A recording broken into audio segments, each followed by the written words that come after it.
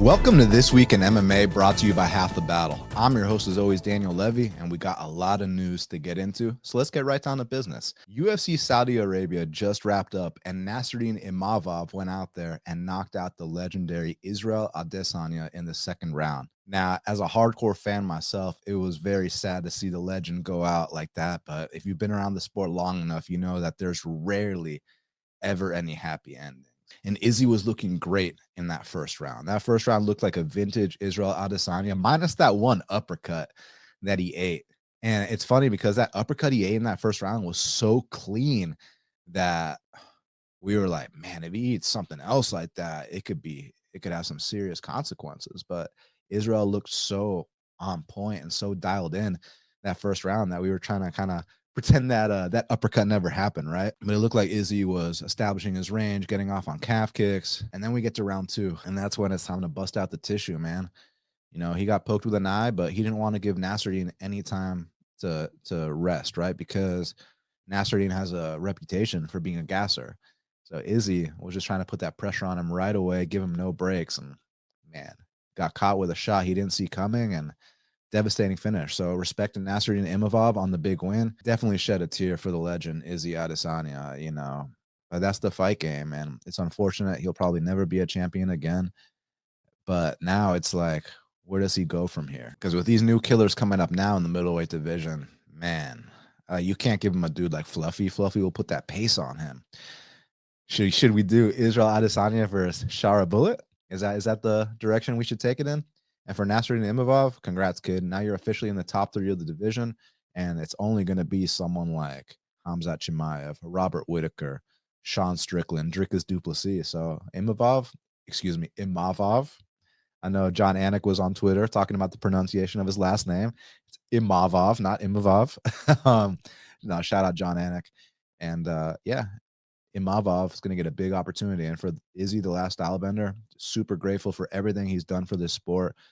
And I remember when he fought Anderson Silva, and that was kind of a torch passing moment. And last night was kind of full circle as well. You know, Izzy passed that torch to Imavov. So yeah, it was a very emotional moment. But shout out to everyone that bet on Imavov at dog odds. You did a great bet. I wasn't involved in that fight monetarily. I was involved emotionally though. And yeah, I was very, very sad.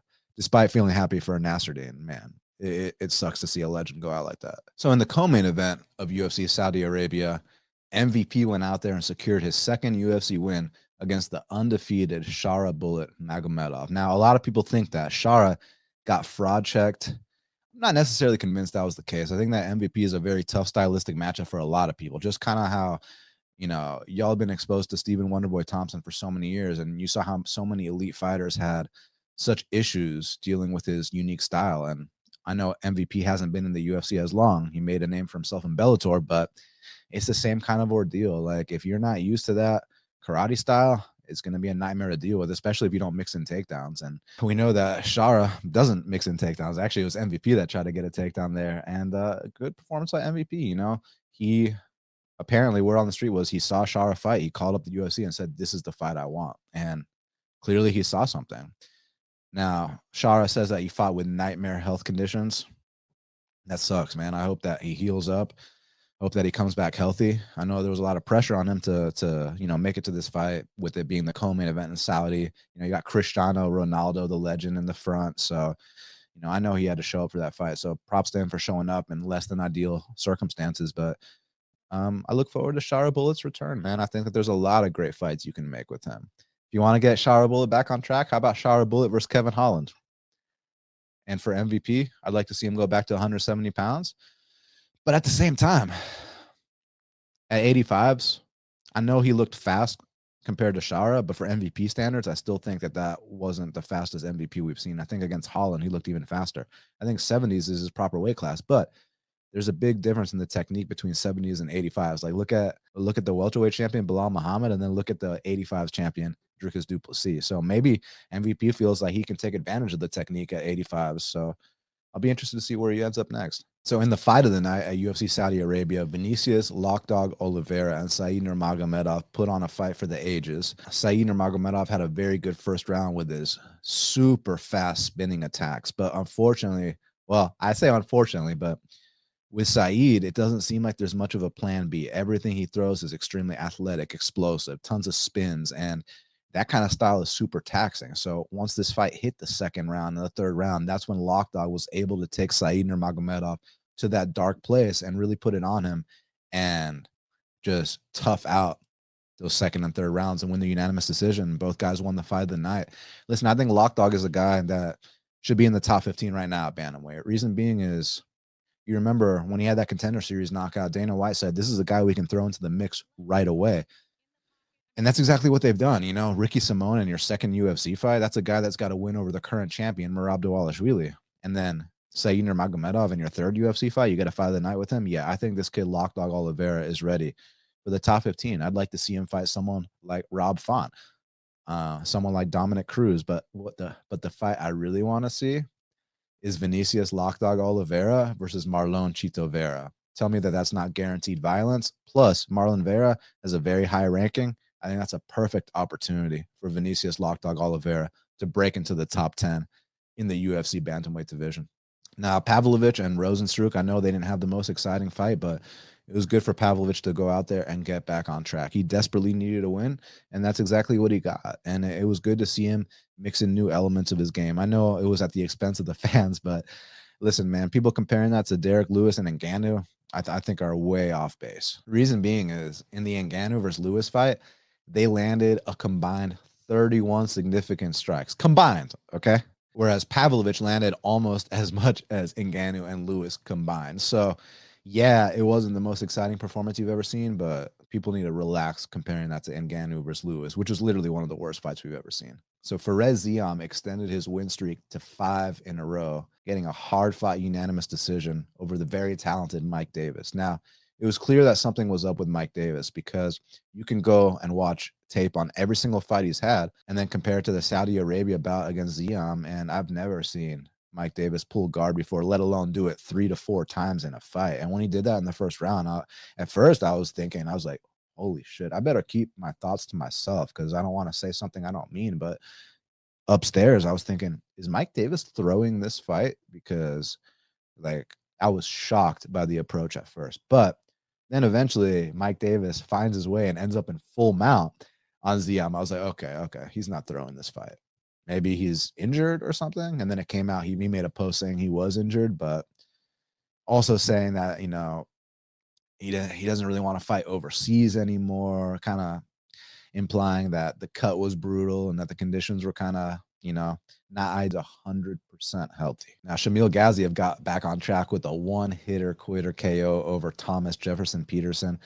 And man, Shamil Gaziev was in there throwing, and he looked huge in there, man. And it was good to see him get that confidence back. Now he's got 2 in a row. And I think let's put him in there with another top 15 guy. You earned the opportunity to get back in the mix. So congrats to Shamil Gaziev on the win. It was also good seeing Terrance McKinney get back on track against Damir Hadzovic. We've talked about it many times. Terrance McKinney, most of his wins are in the first round, and that's exactly what he did here against Damir Hadzovic. He wasted 0 time. There was no hesitancy. There was no gun shyness based off the last result. You know, the head kick knockout loss against Esteban Ribovics. There was none of that. Terrance McKinney went out there, a man on a mission, and he finished Damir Hadzovic in the first round. Congrats, Terrance. Now it's time for another fun matchup because every Terrance McKinney fight is a fun, violent fight. Now, all week I was wondering, why is Mayra Bueno Silva such a big underdog to Jasmine Jasudavicius? You know, it was only a year ago where Mayra Bueno Silva was favored to win the bantamweight belt, you know, a title in a division that Amanda Nunes ruled for how long?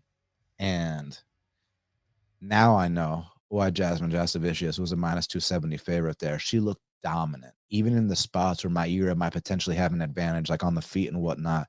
Jasmine had incredible composure. She was so calm, poised, and she knew exactly where she wanted to take the fight. And her takedown entries were so opportunistic and well timed. And when she got on top, Mayra couldn't attack for subs. Mayra couldn't get back up from bottom. Everything that Jasmine did. And wow, Jasmine is an emerging contender. The fight I want to see next is Jasmine Jasudavicius versus Jessica Andrade. In order to become a contender in women's MMA, you must fight Jessica Andrade.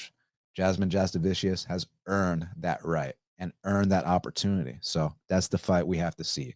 Jasmine Jasudavicius versus the former UFC champion and the future Hall of Famer, Jessica Bata Andrade. Now, the performance of the Knights went to Nassourdine Imavov, obviously. I mean, you go out there and knock out a legend in emphatic fashion like you did, that's a 50K bonus. And then Bogdan Grad. You know, it was cool to see Bogdan Grad go out there and have a big-time comeback against Lucas Alexander, who was looking good early. And Bogdan Grad turned the tables, got that finish. And as a result, welcome to the UFC, kid. You just got a performance bonus. And, of course, the fight of the night, Vinicius Lokdog Oliveira versus Said Nurmagomedov. It seems like anything that Vinicius Lokdog Oliveira touches turns to gold. I mean, this guy makes his debut last year, knockout of the year and a fight of the year candidate. This year, already a fight of the year candidate. So I'm looking forward to many more exciting fights with Vinicius Lokdog Oliveira. And like I said, I'm going to push for it hard.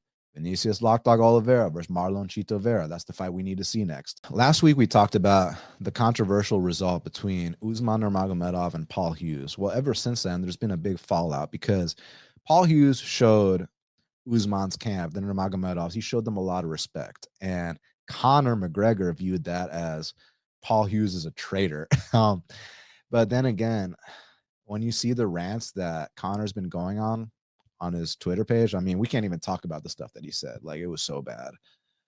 You know, it seems to me like this guy, it was like at the end of Scarface, you know, when Tony really developed that cocaine problem and, you know, Tony lost his hunger completely and it was just like, you know, and then Conor types up like a short story novel on his Twitter after taking massive lines of blow. So yeah, you know, this guy can't be helped, but he's calling Paul Hughes a traitor now, like, because Paul Hughes showed respect to his opponent. Come on, man. Like, Jonah Hill cut. Paul Hughes is not a traitor, man. Paul Hughes actually showed respect to Conor this whole time, said he looked up to Conor. But yeah, I know he said something that Conor didn't like. He said, I'm not like this guy. I mean, he's not like this guy. He's not a cokehead. He's not washed up. He's not completely unhinged. So the truth hurts. That's the facts. You know, the truth does hurt. And I think what Paul Hughes said hurt Conor McGregor's feelings, but I think that there was some truth behind it. So what I hope for in this situation is that Conor McGregor cleans up, apologizes to Hughes, and they can be cool again, because Paul Hughes did nothing wrong as far as I'm concerned. That was not a traitor type ordeal, you know. I think he was simply showing his opponent respect, which sportsmanship is a great thing.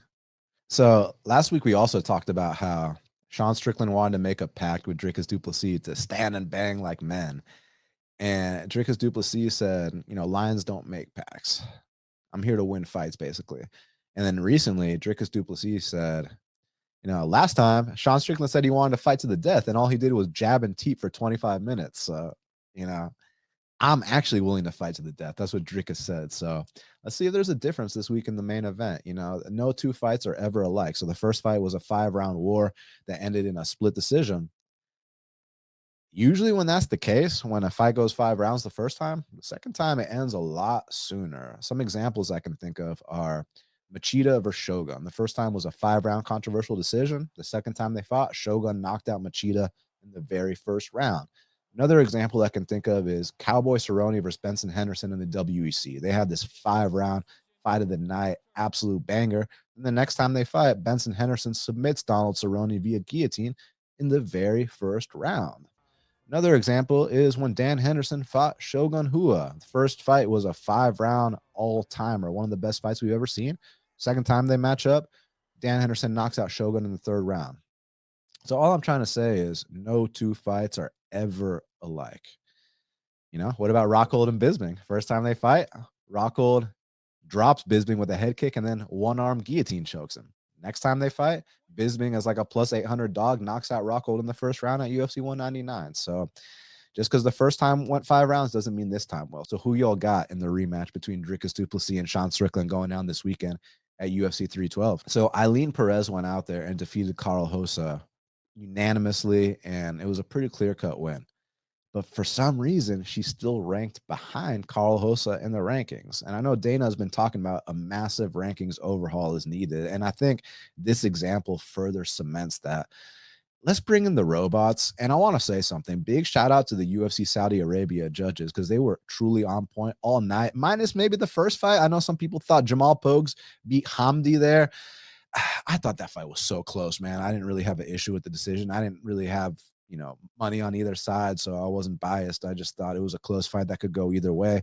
I was in a group chat and people were like, "Oh, Pogues definitely won this round." I was like, "You sure?" Because I don't know. This shit, that fight seems super, super close to me. But the reason I'm bringing that up is because screw the ranking panelists and screw these judges.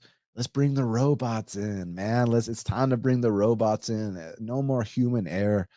Let's be more accurate with these calls, with these decisions, with these rankings. Like, how can Ailin Perez go out there and unanimously defeat Karol Rosa, and then the rankings come out and she's still ranked behind Karol Rosa? It'd be one thing if it was the biggest robber you've ever seen. Okay, then I can understand it. But come on, guys.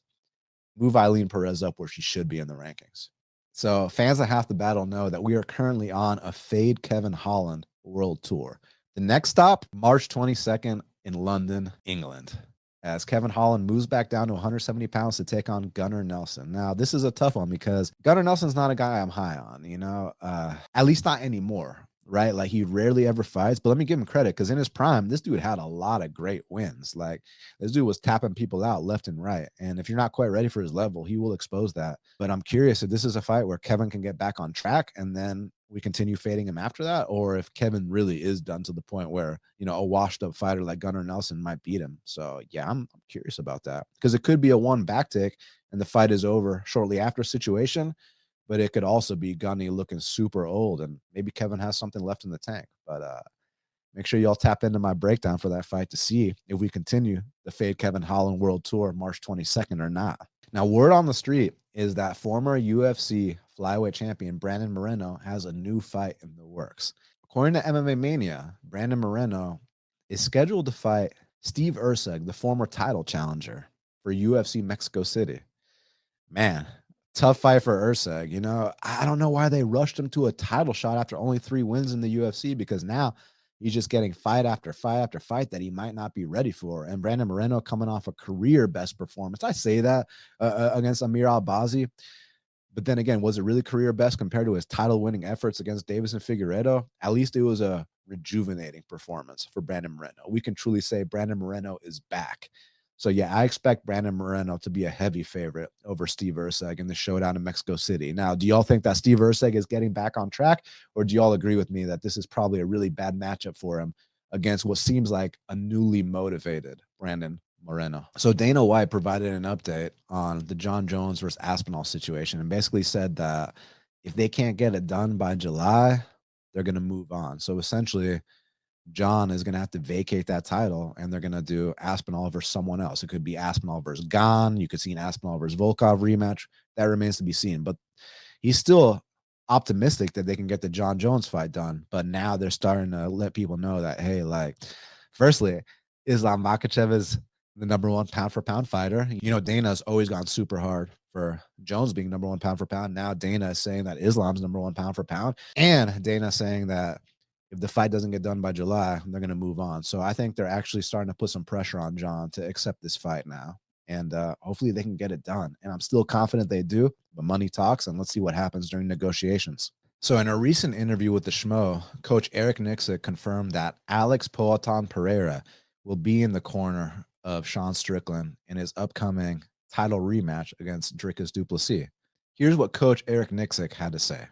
But we will have Alex Pereira in the corner, so drop the news right now. Yeah. There it is, Alex Pereira. How'd that happen? Yeah, I mean, he's a good friend of Sean. He's a great training partner. Obviously, these guys have fought, but after the fight, I think it takes a man to go and learn from the guy who caught you with something. These guys trained with each other a ton. Sean went up there to help him get ready for Khalil Roundtree, and I love having him, man. It's great energy. So we just talked yesterday. We were going to have the 4th, and it was going to be Alex.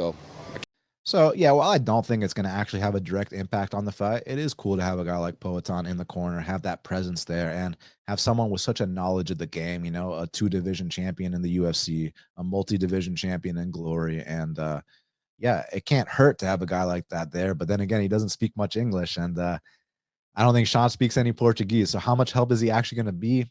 That remains to be seen, but it's still cool to have Poatan there. Just his presence, stone face killer. You know, if that helps Sean out, then all power to you, Sean.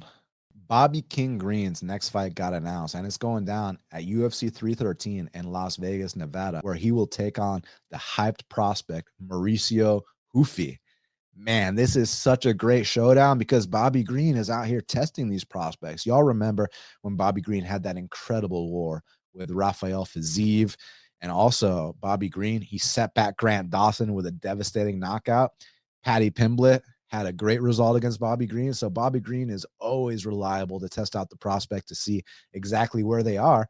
And come March 8th in Las Vegas, Nevada, we're going to find out exactly where Mauricio Hufi is in the UFC lightweight division. In Sydney, Australia, Dricus du Plessis is going to put his belt on the line in a rematch against Sean Strickland. Now, in the co-main event, Zhang Wei Li is putting her belt on the line against the undefeated Tatiana Suarez. Now, people have been singing Suarez's praises for a long time. Ever since she got into the UFC, people have been saying she's the female Khabib, she's a future champion, and now she finally gets that long-awaited title shot. How do y'all feel about it? This fight is currently a dead pick'em, -110 apiece.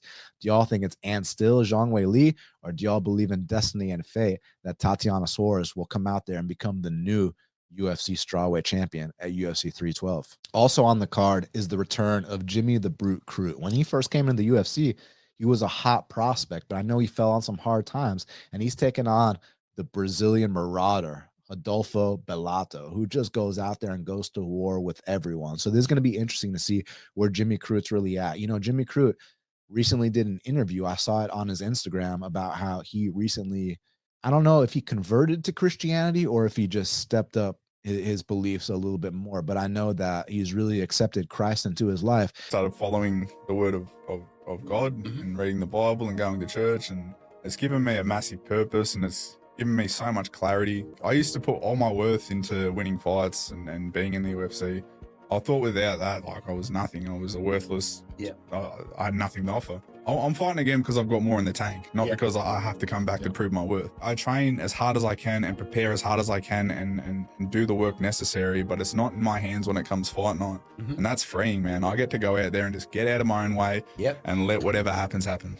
And I think it's different with everybody, right? With some people, that might give them that extra focus and dedication and purpose and almost feeling free in there. Like they can take any chances that they need to and just go out there and perform at their best. It could be that situation for Crute, but it could also be a situation like Rory McDonald. When he kind of got a little bit religious, it kind of softened him up a little bit and he just didn't have that same killer in him. So it'll be really interesting to see which of the two Jimmy Crute performs like. Is he going to be reinvigorated, or is he going to kind of look like a ghost of his former self? Because one thing is for sure, Adolfo Bellato is going to make Jimmy Crute fight. That's the thing about Bellato. Kill or be killed, he gets right in your face, and he's huge for light heavyweight. I cannot wait for Jimmy the Brute Crute versus Adolfo Bellato. That is one of the fights to watch for sure. Also on the card, the winner of the Half the Battle stunt of the year, Kong Wong, is making her return against Bruna Brazil. Now, Kong Wong, she had that big knockout over Victoria Leonardo, and then she had the stunt of the year against Gabriela Fernandez. Now she's a massive favorite once again against Bruna Brazil. And Bruna Brazil is coming off a career best performance against Molly McCann, where she looked better than ever. She's training with the Fighting Nerds. She already has the best head kick knockout in women's Contender Series history.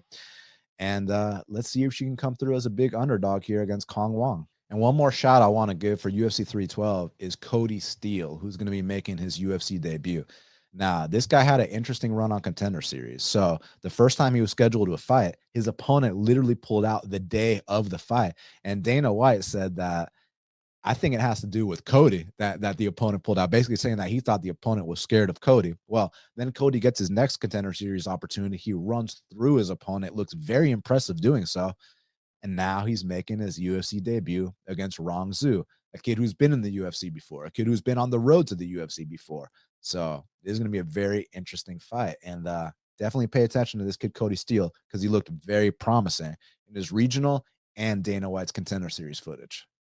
Now, last but not least, after this fight finally goes down between Dricus and Sean Strickland, once it's finally settled, who's going to be next for the winner? Now, I have my opinion. My opinion is, of course, the undefeated boogeyman of the UFC, Khamzat Chimaev, should fight the winner of Dricus and Sean. Now, here's the thing, though. if Sean wins, is there going to be a trilogy, or are they just going to move on and go ahead and give Khamzat his title shot? But then again, if Dricus comes out here and wins decisively, it's a no-brainer that Khamzat versus Dricus is next. And the build-up to that fight will be incredible because Khamzat, he's got the aura, but Dricus is so good at trash talk. He will find out the littlest details about you and just pick you apart like it's no one's business. I mean, Dricus has made 2 grown men cry back-to-back, and I'm talking about Israel Adesanya and Sean Strickland. Like, you don't often see guys like that crying, and Dricus made them both cry. Now, I highly doubt he can make Khamzat Chimaev cry, but I'm just very curious to see what the trash talk will look like between Dricus and Chimaev. So, first things first, Dricus has to get past Sean Strickland, but if he does, that showdown with Chimaev is going to be one of the most anticipated fights in UFC history.